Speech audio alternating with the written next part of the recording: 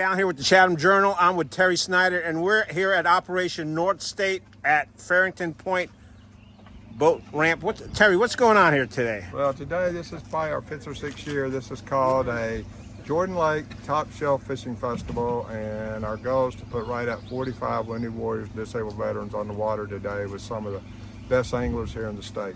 All right, how'd that work out? I think you got more than 40 out here today, didn't you? Yeah, I think a lot of, we've got to check in. They're supposed to check in ahead of time, but there were a few that showed up. We had to break a few pairs, but we ended up getting everybody on the water, and I think we added an extra 3 or 4 people, both on the host boater side and on the Wounded Warrior disabled veteran side. Now, how did this all start out?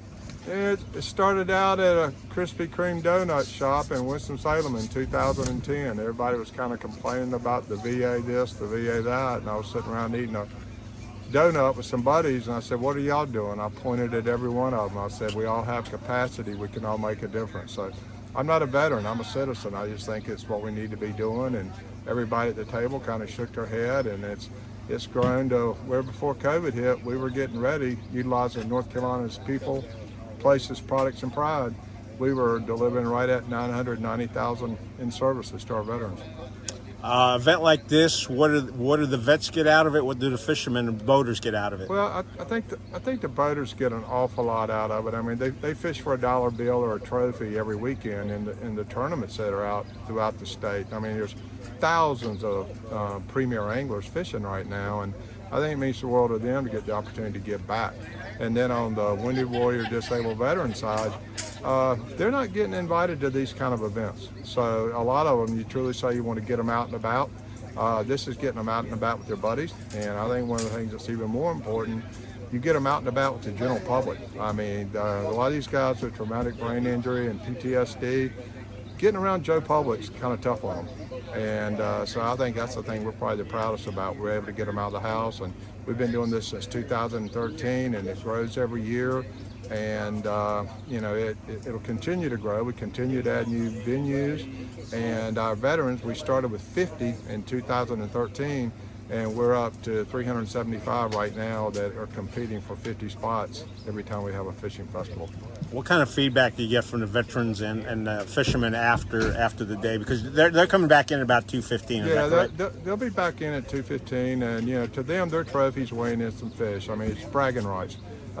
We don't give away trophies. We don't give away prize money, and it's kind of hard to do that when the veterans we have on the water today, they're between 80% of them are between 80 and 100% disabled.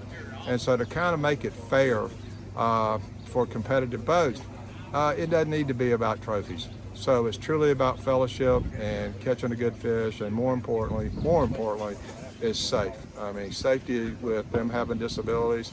We got them strapped in, we've got them wearing a life jacket all day, and so the feedback's incredible. They've met a lot of new friends. They come in from all over the state, come in from a couple of neighboring states as well, so they do have a good time.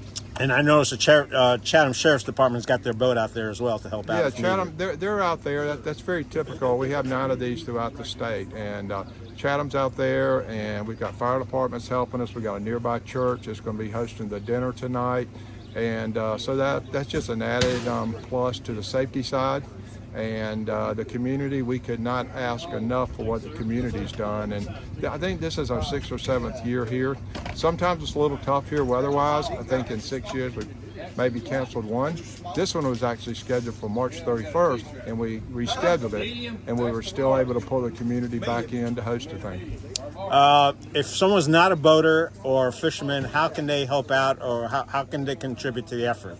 Yeah, if somebody like to help out, I mean, this isn't our only event. We do golf. We do golf in a big way, and not beginner golf. I mean, we want to get them off to really good country clubs.